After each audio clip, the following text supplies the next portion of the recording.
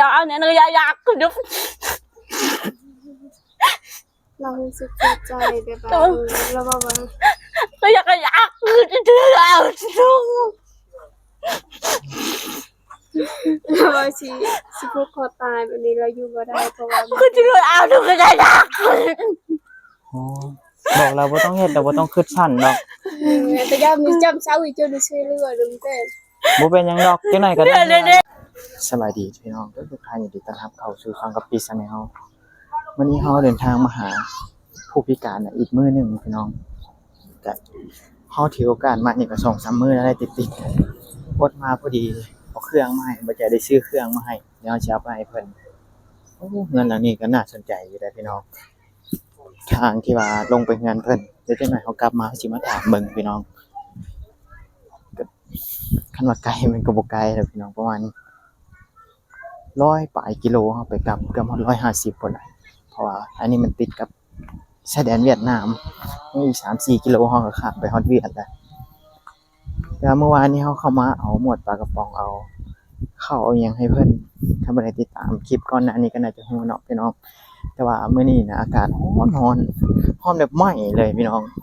ลงไปซื้อเครื่องแป๊บเดียวนึงตู้ก็โตจนเขียวหมดเลยจะเพิ่นสิอยู่เฮือนหรือบ่มื้อนี้แต่ว่าบ้านอันนี้นะเฮือนน่าสนใจหลายอยู่ได้พี่น้องเดี๋ยวก็พี่สิไปหาถามเบิ่งเดี๋ยวถ้าติดตามรับชมมาฟังนำกันพี่น้อง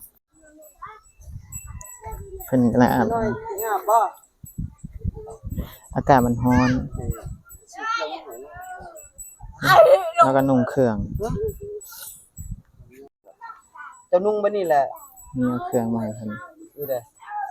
มากับใครก็ใช้สิทธิ์นะมันจะบ่เฮียเนาะมันจะบ่เฮียแล้วอ้ายซื้ออันนี้มาให้อีกเสื้อว่าเอาไว้นุ่งส่งเขาชันส่งขยะมันเอาติดไม้ให้ก่อนเด้อขออนุญาตเด้อลืออยู่บ่มักอยู่บ่แบบนี้มักอยู่บ่มักอยู่บ่โดยแหละโดยมีเสื้อโอ้ลือเด้อล่ะงามเนาะมันเป็นชุดไปเลยซื้อมาให้เอาส่งให้เพิ่นเบิ่งได้บ่ใจต้องเบิ่งลือขนาดเลยโตละแสนเด้อพี่น้องนี่แพงเนาะเดี๋ยวนี้เนาะโตละเกือบ200แล้วเอาไปซื้อจนตกใจแต่ว่าราตัวคานี้บ่แพงอันนี้พวกนี้ทั้งส่งทั้งเสื้อนี่ชุดละ50อะไร50 55ซื้ออยู่3ชุดแป๊บสบู่เนาะเกี่ยวอาบน้ำกระตาล่าสักเครื่องพร้อมบ่สิ้นตอนซื้อเมื่อวานนี้ไปเกี่ยมชินงสักเครื่องพร้อมได้พี่น้อง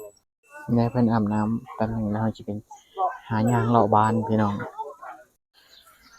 พอดีถ้าเพิ่นอาบน้ำแล้ว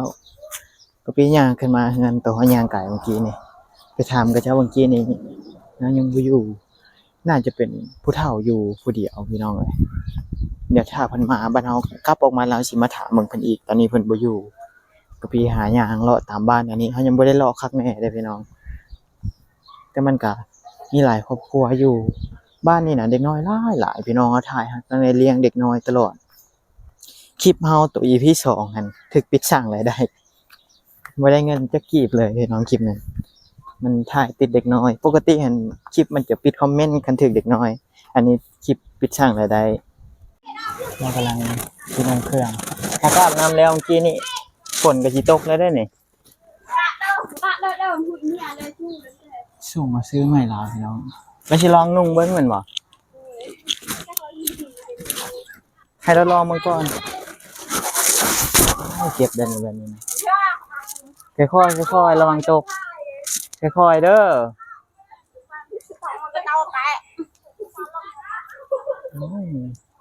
เบิ่งสิ้นเราก็เปื้อนหมดเนี่ยเนาะเอาสบายดีนุ่งเบิ่งแล้วบ่ส่งน่ะนุ่งแล้วมาขออนุญาตติดไมค์เด้ออาบน้ำแล้วอาบน้ำงามแล้วเป็นว่าอาบน้ำแบบนี้น่ะไปอาบน้ำรอลึแล้วเนาะแบบนี้เนาะเอาหนุ่มสร้างหัวบ่เอามื้อนี้บุ้ยไผมาอาบให้ซะ รอหนึ่ง วันนี้หมู่บ่มา โมแม่ เออคันว่ามีหมู่มาเล่นล่ะก็จะอ้ามให้ผู้ได้พี่น้องคนแปลนะเอาสบายดีเด้อคนแปลเฮายืนเท่านี้ไก่อ๋อสบายดีโอ้ถึงน้อยอาบน้ำเพราะว่าอ้ายเพิ่นน่ะบ่อยู่เพิ่นอาจจะไปเล่นหรือว่าไปเฮ็ดเวียกเฮ็ดงานไปแต่เช้าเพิ่นบ่อ้ายนั่น เราไปแต่เช้า เมียล่ะเขาก็บ่เห็นจักเทื่อได้มา แม่เราไปยินเลย เมียก็ไป เลยบ่ได้ยินเลย เจ้าเป็นพี่น้องกันล่ะบ่หรือว่าคนใกล้เฮือนซื่อ พี่น้องทุกคน พี่น้อง เลย อาบน้ำอาบในแล้วสิลองนุ่งชงแม่นบ่นี่ เลยแล้วว่าสิลองมึงโซ่แต่พอดีไอ้บอกว่าสิข้าวยังเป็นตัว เฮาจะเป็นหยัง คือมันถามเลยคือถามอยู่ เป็นหยังอ่ะ ลูกเราบ่ตอบ เอ้า คือถามอยู่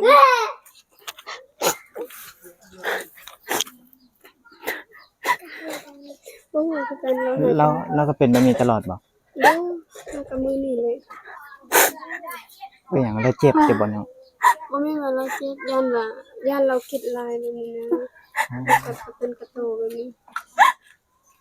ในการเห็นว่าไอ้สีเลือดแบบนี้แล้วก็ย่านรู้สึกดีใจมันเป็นแบบนี้ อืมเราคิดมาแบบ ดู มันบ่มีหมู่มาเล่นน้ำอันนี้เราให้คิดแล้วเนาะ ดูก็มีหมู่และมีหมู่เล็กน้อยเสมอแต่ไล่คนอยู่ก็จะมาเล่น แต่ว่าเราบ่ได้เป็นแบบนี้จักเทื่อแม่นบ่ ดูมือนี่เลย ให้เฉยๆเฮาไปทางดีกว่าลองถามแล้วบ่รู้เราเป็นหยัง เราปากเลยนับเราแม่ตา บ่เป็นหยังบ่ให้ ใจเงียบ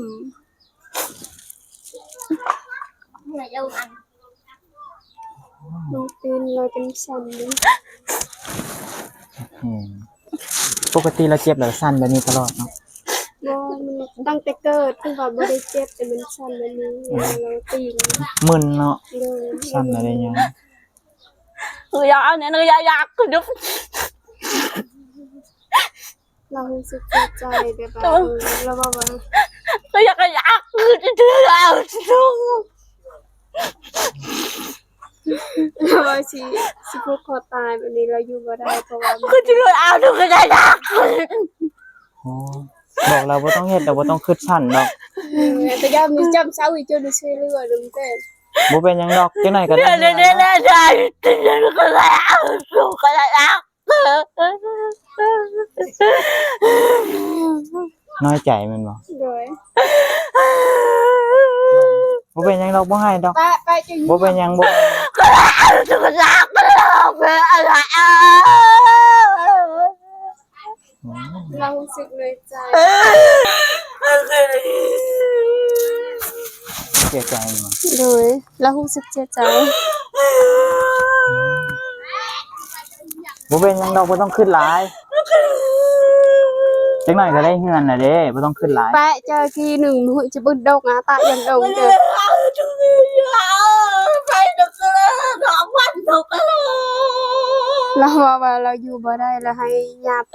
เสียชีวิตให้ เดินมาดูอะไรเนี่ยลำหน้าดูเขาไม่ต้องดูอะไรเนี่ยนะอย่า เมื่อกี้เราก็บ่ได้เป็นหยัง แล้วก็โดยยันเราหากระคืดแบบนี้แล้วก็รู้สึกเสียใจ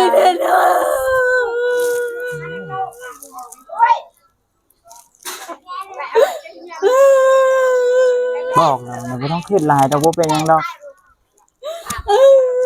แปะจะเยี่ยมหนึ่งเต้นถ่ายรูปเหรอ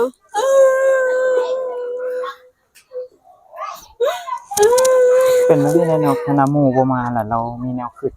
โดยแล้วก็ปกติมีแต่เล็กน้อยแหละมันเลยนำลาแล้วก็คือไอ้ช่วยเหลือหมู่บ้านนี่ก็มีเด็กน้อยนำมากินโดย นี่ฉันก็น่ารักนึกอยากจะนอน เนี่ยไอ้แซนนั้น เราคิดน้อยใจ แล้วว่า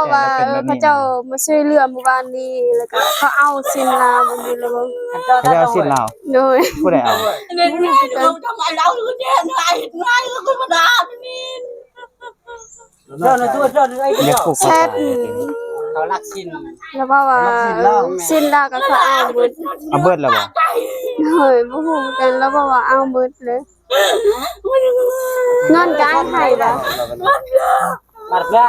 กับพื้นก็เอามันแน่สิว่าบ่เป็นหยังบ่เป็นจะให้ซื้อให้ใหม่ก็ได้เด้อ เดี๋ยวมื้ออื่นซื้อมาใหม่ cái là nó đây cái là đâu nó ra ร้อย แล้วว่าเขาเจ้าเอาหมดสิ้นแล้วแล้วก็ยาเลยเราบ่เอาคืนแล้วเราบอกแบบนี้เขาเจ้าเอาแล้ว บ่ยังเดี๋ยวให้ซื้อให้ใหม่ก็ได้ cái là nó เอาให้ใหม่ ra cái đâu phải ra cái tôi cái แม่นไปจะไปแล้วว่าจะไหนก็ ba nó không đây của sao cho nó nó tôi lại กับราชวันแล้วหน้าก็วันเลย cái là บ่เป็นหยังบ่เป็นหยังดอก cái chỗ quan đây mình cái chỗ ơi บ่เป็นหยังบ่เป็นหยังเดี๋ยวซื้อมาให้ใหม่ เดี๋ยวหน้าจะไปเอ้ยดอก บ่ต้องน้อยใจดอก เจ้า เล ละ ยแล้วก็เราน้อยใจเขาเจ้าว่าเขาเจ้าเอาหมดสิ้นแล้ว2-3คืนแบบนี้แล้วก็เขาเจ้าว่าสิส่งคืนแต่เราบอกว่าบ่เอาแล้วแบบนี้นะเรารู้สึกน้อยใจโดย แล้วน้อยใจเอาสิ้นเหล้า โดย là này nó ai tôi ăn được คือแบบนี่ก็คือว่าพ่อไปพ่อมาอยู่เป็นคนนี้หันนะ โดย ขึ้นมาเป็น ก็ บ้า ต้องให้ดอกโอ้ย แปะที่เยี่ยมหนึง เขายืมเขาว่าเขายืมสิ้นเหล้าแล้วเขาเราแล้วน้อยใจนั้นเมื่อกี้เนี่ยจะพูดเขาตาย โดยเราบอกว่าสิผูกคอตายเรารู้สึกเสียใจแบบนี้ เสียใจ โดยแล้วก็เราคิดฮอดย่าเราผู้เสียเราบอกให้ย่ามาฮับแบบนี้เราบ่อยากอยู่แล้วเพิ่นว่าแบบนี้ เรารู้สึกแบบว่าทุกข์ทรมานแบบนี้นะอยู่แบบนี้เบิ่งเขาเจ้าก็ย่างได้แบบนี้แล้วก็รู้สึกเบิ่งตัวเองก็ เป็นอย่างเด้อ ไปใส่มาใส่ เดินว่าไอ้มื้อนี้ไอ้ซื้อส่งเสื้อมาให้เจ้าได้เห็นบ่เดี๋ยว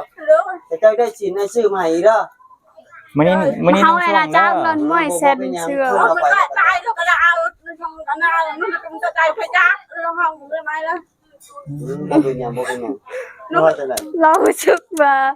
ให้อายซื้อให้ไวๆรถสูงเชื่อแล้วว่าคัน là cho nó vẫn เรารู้สึกแบบเสียใจเลยสิผูกคอตายแบบนี้เราบอกว่าสิบ่อยากอยู่แล้วเรารู้สึกเสียใจเอง นั่นมันก็บ่ได้เด้อเจ้าบ่ต้องคิดว่านั้น มีใจจำในกี่ตัวน่าช่วยเหลือกี่แฮงกี้ก็เลือ บ่ต้องขึ้น ตัวน่าช่วยเหลือจุมยอยักยอในในกี่เต้ คันเจ้าคิดไปนี่สิบ่มีไปซอยเจ้าได้คันเจ้าคิดไปนี่เว้าเด้อ ทำมีจำในกี่นาแต่ช่วยในมวยเลย เจ้าบ่คิดไปนี่เด้อ phải bây giờ này video nó người ta vào tôi tôi bảo เจ้าบ่ต้องห่วงมื้อวานนี่อ้ายก็ยังซื้อให้เจ้ามื้อนี้อ้ายก็ยังซื้อให้เจ้าร อว่าผู้เราอยู่นาซาวเฮาผู้อยู่น้ำลาวนี่เขาเจ้ามาขอสินน้ำลาวแล้วก็ก็ลาบ่ให้แบบนี้นะแต่เรารู้สึกเสียใจหากเธอนี่ไอชื่อเลือกเขาเจ้าขอแล้วแบบนี้นะ แล้วก็รู้สึกเสียใจโดย อยู่ภาษาเป้เด้อเอาฟัง vô nó nghe nói nó vô xác thế nó quanh nó lại tay dần บ่เป็นหยังบ่เป็นหยังเพราะว่าเพิ่น lại cái nào thì nó lại tại tao đó แล้วบอกว่าเฮ็ดแนวใดก็บ่ดีแบบนี้นะบ่ทึกใจเขาเจ้า rồi nó trúng sức เขาช่วยเหลือแต่เทื่อนี้ก็เขาเจ้าสิขอแล้วแล้วบอกแบบนี้ โอ้ยบ่เป็นหยังบ่เป็นหยัง เอามาให้ก็ใช้ แปะ น้ำ เบิ่ง กัน ตรงตาเหมือนยาวเลย เพิ่นก็เบิ่งเฮาก็เบิ่งเพิ่นนั่นแหละตอนเฮามีเฮาก็แบ่งเพิ่นตอนเพิ่นมีก็เครื่องอยู่ของกินเพิ่นก็แบ่งเฮา ในอยู่ในกินเอามาให้เมื่อวานนี่ก็กินน้ำกันนั่นแหละเอามาให้กินน้ำกัน นำกันเบิ่งกันเดี๋ยวสิ้นอ้ายซื้อมาให้ใหม่อันนั้นก็เพิ่นก็บ่มีคือกันก็ chẳng bạc này là bạc có một thằng này hiện nay thì cùng tôi bảo แล้วเงินลาวก็หมดเขาเจ้าเอาแล้ว bầu tôi mình không không phạt tự cái gì phạt tự này nó ấy là để đã thôi nó ấy để đâu là ấy sáng nó mới tiêu đó vẫn nó ra เนื้อไอ้ปลาไหม บ่เป็นหยัง ở vùng này cái là ấy nó không cho ngăn nó kia nó không thăng phải cái là ấy nó ra แปะเด้อ ลูกเต็มจนเลยเนาะกิ เนื้อสักเนื้อคือเนื้อยาวที่พร้อมตักพร้อมจ้า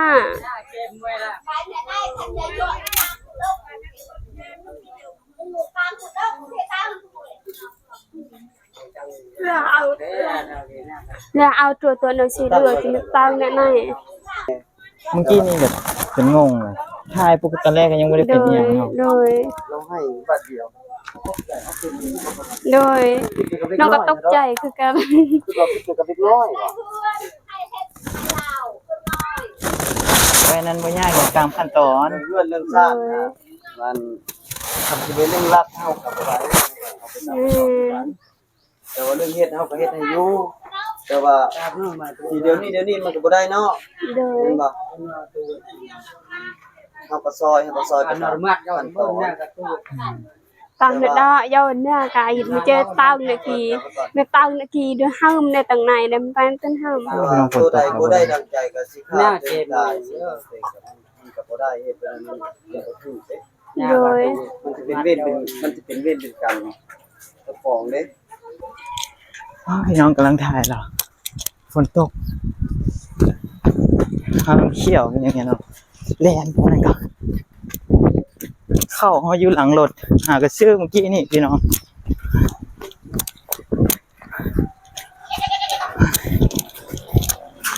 กำลังถามเราจริง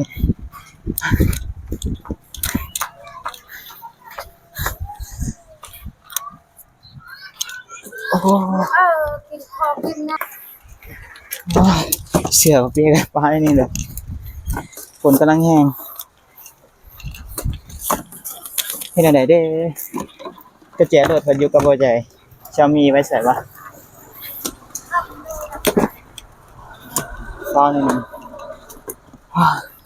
จนหอบพี่น้องเลย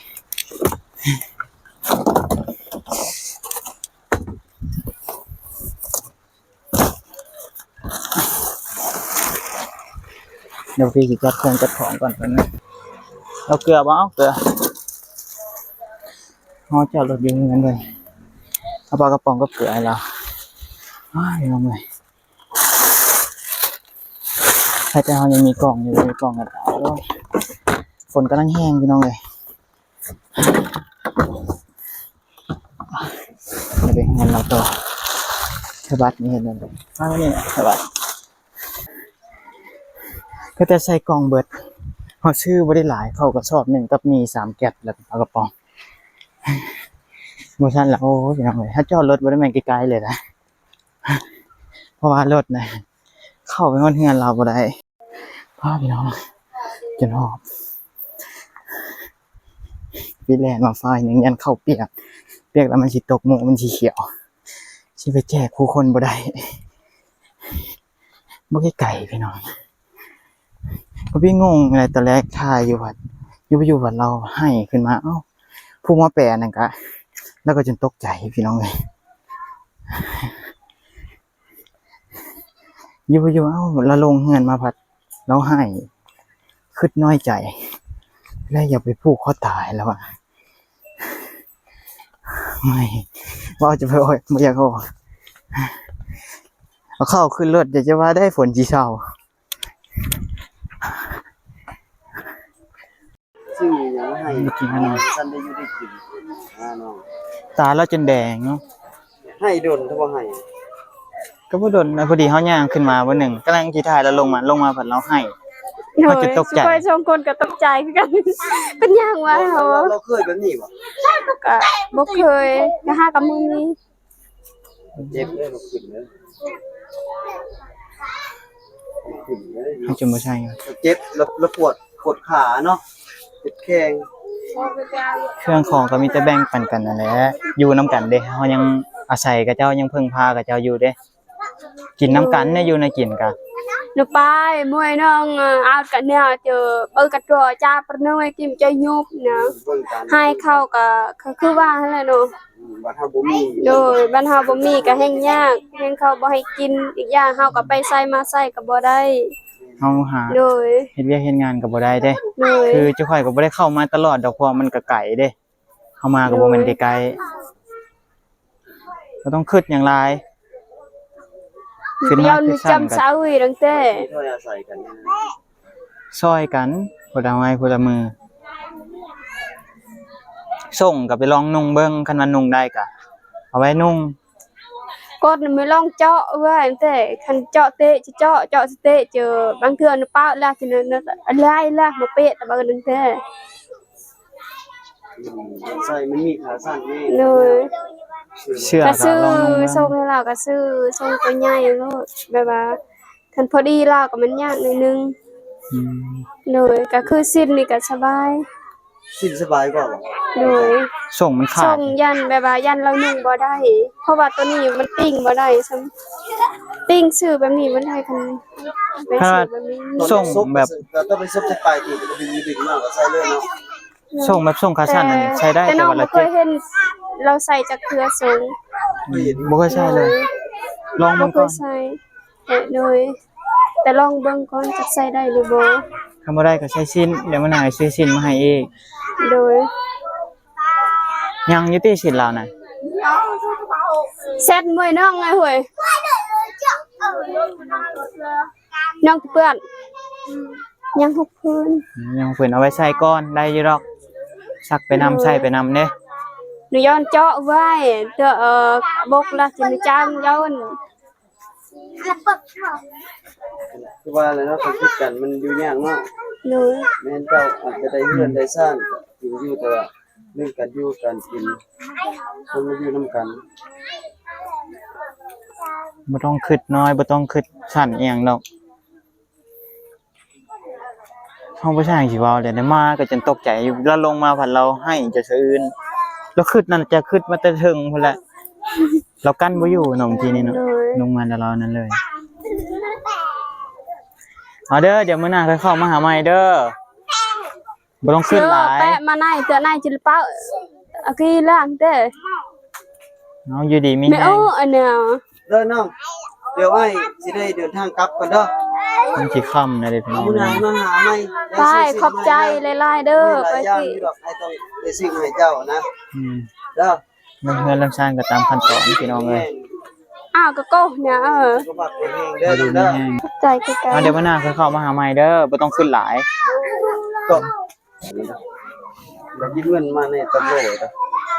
อันนี้ผู้แปลเอาขอบใจหลายๆเด้อเดี๋ยวไปหาตะเข้าตั้งหยังมาแบ่ง โดย เรื่องของฝนกับวัดเช้าโอ้ยก็ปีแลนมาบ่ไกลเดี๋ยวจังนั้นมันก็น่าจะตกอีกอันแหละพี่น้องฟ้ามืดครึ้มๆเดี๋ยวเขาจะกระสอบนี่สิแบ่งให้เพิ่นแล้วก็แบ่งปลากระป๋องแบ่งหมี่เด้พี่น้อง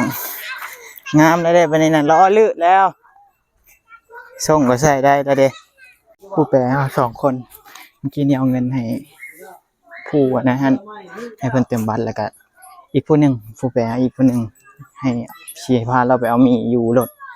ก็พี่บ่ไหวแล้วสิกลับไปกลับมาเฮาที่3วันที่4ละโอเคพี่น้องขอให้ทุกท่านอยู่ดีมีแรงสุขภาพแข็งแรงรับประกันได้ก็พี่ก็ต้องขอโทษขออภัยกันนะทีนี้ถูกใจก็ฝากไลค์กดแชร์กดติดตามให้ก็พี่ให้เด้อพี่น้องคลิปมื้อนี้เฮาเพลียแฮงขนาดพี่น้องคลิปแรกเด้อนี่นะที่เฮาถ่ายมื้อนี้นะเดี๋ยวถ่ายติดตามคลิปต่อๆไปว่าเฮาสิไปบ่อนไหนอีกเลยว่าเฮาสิไปหาไผอีกสำหรับคลิปนี้ก็พี่สิขอตัวไปก่อนพี่น้องเดี๋ยวให้อายเพิ่นย่างนำไปเอามีอยู่รถโอเคพี่น้องเดี๋ยวพบกันในคลิปหน้าบ๊ายบาย